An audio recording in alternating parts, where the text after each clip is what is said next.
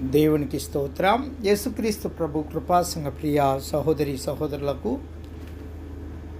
WhatsApp ద్వారా YouTube ద్వారా దేవుని అమూల్యమైన మాటలు అనుదినం వింటున్న దేవుని బిడ్డలైన మీ అందరికీ మన ప్రభువైన యేసుక్రీస్తు వారి పరిశుద్ధ నామంలో శుభాభివందనాలు తెలియజేస్తూ ఉన్నాను. దేవుని బిడ్డరా, మరి దేవుడు మనకిచ్చిన ఈ ఉదయకాల సమయమును బట్టి అనగా మంగళవారం దినము 10వ తారీఖు సెప్టెంబర్ నెల 2024 సంవత్సరం దేవుడు మనకిచ్చినటువంటి వాక్యము పరిశుద్ధ గ్రంథము నుండి కీర్తన గ్రంథము 95వ కీర్తన 7వ చరణము మనం గమనించినట్లయితే, రండి నమస్కారం చేసి సాగిలపడదుము, మనలను సృజించిన యెహోవా సన్నిధిని మోకరించుదము, నేడు మీరు ఆయన మాటను అంగీకరించిన ఎడల ఎంత మేలు. ప్రార్థన.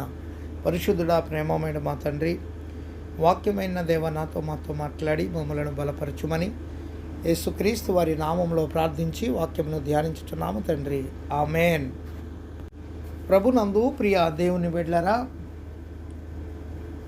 95వ కీర్తనలో 7వ చరణంలో మనం చదువుకున్న మాట, రండి నమస్కారం చేసి సాగిలపడదాం.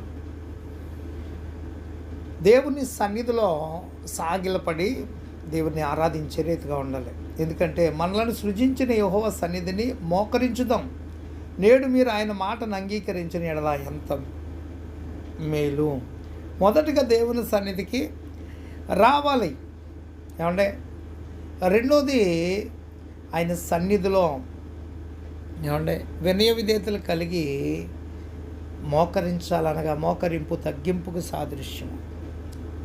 మూడోది ఆయన మాటను అంగీకరించాలి. ఈ 3 కార్యాలు చేయటం వల్ల ఎంతో గొప్ప మేలు అని కీర్తనాకారుడు తెలియచేస్తూ ఉన్నాడండి. దేవుని బిడ్డలారా, మనం చూస్తే ఇక్కడ దైవారాధనకి పిలుపు, దేవుడు స్తుతికి ఆరాధనకి పాత్రుడు. మానవులు దేవుడిని ఆరాధించి స్తుతించాలి. మనలను సృజించుటలో గల ముఖ్య ఉద్దేశం ఆయనను ఆరాధించి స్తుతించి ఘనపరచడానికే. యెషయా గ్రంథంలో 43వ అధ్యాయం 7వ వచనంలో కనబడుతుందండి. ఏమంటే అలాగే మానవులు దీనిని మరిచిపోవటం వలన పౌలు గారు ఖండించాడు. రోమాపత్రిక 1వ అధ్యాయం 1వ వచనం. దేవుడు మన జీవితంలో గొప్ప కార్యములు చేసినను ఆయనను స్తుతించి ఆరాధించని ప్రజలందరూ వారికి కీర్తన హెచ్చరిక. కొన్ని క్రైస్తవ సంఘాలు తమ ఆరాధన క్రమముల పుస్తకంలో ఈ కీర్తనని ఆరాధనకి ఆహ్వాన కీర్తనగా ఇప్పటికీ వాడుకుంటూ ఉన్నారండి. గమనించండి దేవుని బిడ్డలారా, ఇక్కడ మొదటి 5 వచనాలు చూస్తే స్తుతించడానికి పిలుపు, ఆహ్వానం అండి. ఈ వాక్య భాగంలో 4 హెచ్చరికలు దైవస్థుతికి సంబంధించి ఉన్నాయి. సంఘం ఈ మాటల ద్వారా ఒకరినొకరు హెచ్చరించుకొనిచు దేవుని స్తుతించడానికి ప్రేరేపించబడతారు. స్తుతి అన్నది కీర్తనల రూపంలో వ్యక్తపరుచుతూ ఉండటం. ఏమంటే గొప్ప శబ్దములతో స్తుతించటం, సంతోషంతో స్తుతించటం, సంతోషభరితమైన హృదయం నుండి స్తుతి రావాలి. దేవుని కృప కనికరములను బట్టి దేవుని స్తుతించాలి. దేవుడు మనకు చేసిన మేలులు కార్యములను బట్టి కృతజ్ఞతాస్తుతులు చెల్లించాలి. స్తుతికి కారణాలు మన దేవుని ఆరాధన అన్నదే వివేకవంతముగా ఉండాలండి. ఆత్మతోనూ సత్యముతోనూ ఆరాధించాలి. యోహాను సువార్త 4:24లో ఆయన ఆత్మతో సత్యముతో ఆరాధించేవారు కావాలని ఆయన వెతుకుతూ ఉన్నాడు. 1 కొరింథీ 14:15లో కూడా ఆయన చెప్తా ఉన్నాడు. దేవుడు ఏమై ఉన్నాడో, ఆయనను ఎందుకు స్తుతించి ఆరాధించాలో దేవుని వాక్యం తెలియజేస్తూ ఉందండి. మనం చూస్తే 95వ కీర్తన 1లో ఆయన మన రక్షణ దుర్గము, ఆయన మనలను రక్షించువాడు, విమోచించువాడు, మన రక్షణ ఆధారం దేవుడే, మన సహాయకుడు, విమోచకుడు ఆయనే. ఆయన పైనే మనం ఆధారపడాలి. ఆయన మనలను రక్షించ సమర్థుడు కనుక స్తుతికి పాత్రుడు ఆయన. రెండోది యెహోవా మహాదేవుడు. ఏమంటే దేవతలందరికీ పైగా మహాత్యము గల మహారాజు. 3వ వచనంలో చెప్తా ఉన్నాడు. భూమిపైన ఆకాశమందును మహాదేవుడు, ఆయన మహాదేవుడును మహత్కార్యములు చేయగల దేవుడు గనుక, మన జీవితంలో మహాకార్యములను చేయగల సమర్థుడు కనుక ఆయనను స్తుతించడం అవసరం అండి. మూడోది భూమియు సముద్రములు ఆయన స్వాధీనంలో ఉన్నాయి. అలాగే 95వ కీర్తన 4-5 వచనాల్లో చూస్తే భూమి అగాధ స్థలములు, పర్వత శిఖరములు, సముద్రం దేవుని స్వాధీనంలో ఉన్నాయి. ఎందుకనగా వాటిని కలగజేసింది ఆయనే. భూమి అగాధ స్థలములు, పర్వత శిఖరములు మానవునికి సవాలుగా ఉన్నాయండి. వాటిని తెలుసుకునటానికి మానవుడు ఎన్నో పరిశోధనలు చేశాడు. అయినా అవి మానవుని జ్ఞానమునకు మించిన రహస్యాలు కలిగి ఉన్నాయండి. వీటన్నిటిని దేవుడు తన చేతిలో కలిగి ఉన్నాడంటే ఆయన ఎంత శక్తిమంతుడో అర్థం చేసుకునగలం మనం. 1-5 వచనాలు 95వ కీర్తనలో, మానవ జీవితానికి సహాయకరమైన వాటిని దేవుడు తన చేతిలో కలిగి ఉన్నాడు. దేవుడే మనకు సహాయకుడు, అదుపు చేయగలవాడు, మరియు మన ఆనందము కనుక ఆయన స్తుతికి పాత్రుడండి. ఆయన స్తుతికి పాత్రుడైన, స్తోత్రార్హుడైన, స్తుతి నందదగిన దేవాతి దేవుడైన, సూర్యోదయం మొదలుకొని సూర్యాస్తమయం వరకైనా స్తుతి నందదగిన దేవాతి దేవుడు అని 113వ కీర్తనలో మనకి కీర్తనకారుడు తెలియజేస్తూ ఉన్నాడు. అలాగే మనం చూస్తే 95వ కీర్తన 6-7 వచనాల్లో చూస్తే ఏమంటే ఆరాధనకి పిలుపు. ఆయన మన దేవుడు, మనం ఆయన పాలించు ప్రజలము, ఆయన మేపు గొర్రెలము, రండి నమస్కారం చేసి సాగిలపడదాం అంటా ఉన్నాడు. మనం సృజించిన యెహోవా సన్నిధిని మోకరించుదాం. నేడు మీరు ఆయన మాటను అంగీకరించిన ఎడల ఎంత మేలు. దేవుని బిడ్డలారా, ఇది మట్టుకు మనం ఖచ్చితంగా కలిగి ఉండాలి. మనం నమస్కారం చేసి సాగిలపడదాం, యెహోవా సన్నిధిని మోకరించుదాం అని కీర్తనాకారుడు దేవుని ఆరాధించడానికి ఆహ్వానం హెచ్చరికగా తెలియచేస్తాడండి. స్తుతించుట మరియు ఆరాధన కలిసి కొనసాగాలి. స్తుతి మన ఆనందాన్ని వ్యక్తపరిస్తే ఆరాధన మన గౌరవ భావాన్ని మరియు అంకిత భావాన్ని తెలియజేస్తుందండి. దేవుని విమోచన గమనించండి దేవుని బిడ్డలారా, దేవుని యొక్క విమోచన మరియు ప్రేమాయత, ప్రసన్నతలు, ఆనందము, గౌరవములు ఆరాధనలో కలిసి కొనసాగాలండి.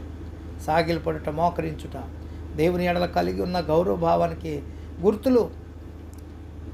ఆరాధనకి కారణాలు 7 వచనాల్లో 7వ వచనంలో దేవుడు మనలను సృజించిన వాడుగాను, 6వ వచనంలో మన విమోచకుని గాను తెలపబడ్డది. ఇదే భావాన్ని ప్రకటన గ్రంథం 4-5 అధ్యాయాల్లో గమనించగలుగుతాం మనం. ప్రకటన గ్రంథం 4లో ఆయనను సృష్టికర్తగా, సృష్టి పాటతో ఆరాధించుటను, 5వ అధ్యాయంలో విమోచకునిగా విమోచన గీతంతో ఆరాధించబడ్డాడు. దేవుడు గొప్పవాడు మాత్రమే కాదండి, ఆయన మంచివాడు కూడా. ఆయన గొప్పతనము మరియు దయ, ఆయన మహిమ మరియు కృప కలుసుకొని సాగుతూ ఉన్నాయి. ఆయన మనలను నిర్మించెను, ఆయన మనలను సృజించెను కనుక ఆయనను ఆరాధించాలి. ఆయన మన కాపరి, మనం ఆయన మేపు గొర్రెలము, మనం ఆయన ప్రజలము కనుక ఆయన మన అవసరతలన్నిటిలో సహాయము చేసేవాడు ఆయన. ఇంకా 95వ కీర్తన 7-11 వచనాలు చూస్తే, వినుటకు పిలుపు. నేడు మీరు ఆయన మాటను అంగీకరించిన ఎంత మేలో. చెవులు తెరచి దేవుని మాటలు వినుట. ఆరాధనలో ప్రాముఖ్యం. గొర్రెల కాపరి స్వరమును ఎరుగును. ఆరాధనలో దేవుడు మానవుడు దేవునితోనూ మాట్లాడుట జరుగుతుందండి. వాక్య ధ్యానం ఆరాధనకు కేంద్ర బిందువండి. వినుటకు కారణాలు దేవుడు మన సృష్టికర్త, విమోచకుడు, మనం ఆయన ప్రజలము కనుక ఆయన మాట తప్పక వినవలసి ఉన్నది. ఆయన మన కాపరి, గొర్రెల వలె మనం ఆయన స్వరమును శ్రద్ధగా వినాలి. యోహాను సువార్త 10వ అధ్యాయం 27వ వచనం. వినుటకు అవరోధాలు, ఆలకించుట వేరు, వినుట వేరు. వినకపోవుటకు వ్యతిరేక పదం హృదయములను కఠినపరుచుకునుట. అరణ్యమందు మెరీబా యొద్ద మీరు కఠినపరుచుకున్నట్లు, మాసా దినమందు మీరు కఠినపరుచుకున్నట్లు మీ హృదయములను కఠినపరుచుకొనకుడి. ఎన్నో వచ్చిన దేవుడు వారి జీవితాల్లో ఎన్నో అద్భుతములు చేసినను వారు ఇంకను నమ్మకపోవటం హృదయ కాఠిన్యము. నిర్గమకాండం 17వ అధ్యాయం 1-17 వచనాలు. ఒకటే హృదయమున తప్పిపోవుట. 95వ కీర్తన 10-40 ఏండ్ల కాలము ఆ తరం వారి వలన నేను విసిగి, వారి హృదయమున తప్పిపోవు ప్రజలు, వారి హృదయాలు తప్పు విషయాలపైన కేంద్రీకరించబడినవి. వారు మరలా ఐగుప్తుకు తిరిగి వెళ్ళి ఐగుప్తులో లభించు ఆహారం కొరకు ఆశిస్తూ ఉన్నారు. సంఖ్యాకాండం 11:5. దేవుని రక్షణ అద్భుతములు మరిచిపోయారు. కొంతమంది ప్రజలు ఆరాధనలో కూర్చుంటారు, కానీ వారి మనస్సులు ఎక్కడెక్కడో తిరుగుతూ ఉంటాయి. రెండోది, దేవుని మార్గములను తెలుసుకోనలేదు. 10వ వచనం, వారు నా మార్గములను తెలుసుకోనలేదని అనుకుంటే సరిగా వినకపోవటం కారణం సరైన విశ్వాసం లేకపోవటమే. అందుకనే ఆయన ప్రస్తావిస్తూ హెబ్రీ గ్రంథకర్త ఇదే విషయాన్ని హెచ్చరించాడు.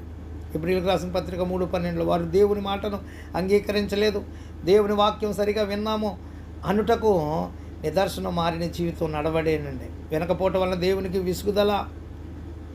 95వ కీర్తన 11వ చరణంలో దేవుడు విసుగుదల చెందాడు. 40 ఏండ్ల కాలం నేను ఆ తరం వారితో విసిగి అని దేవుడు హెచ్చరిస్తూ ఉన్నాడు. వారి ఎడల దేవుడు ఆగ్రహం కలిగి ఉన్నాడు. దేవుని విశ్రాంతిని వారు కోల్పోయారు. కావున నేను కోపించి వీరన్నడు నా విశ్రాంతిలో ప్రవేశింపకూడదని ప్రమాణం చేసి తిని అని దేవుడు హెచ్చరించడం వలన నేను సనిగి సందేహించిన ఆనాటి తరం వారు అందరూ అరణ్యంలో చనిపోయారు. కాలేబు యెహోషువ మాత్రమే కానానులో ప్రవేశించగలిగారండి.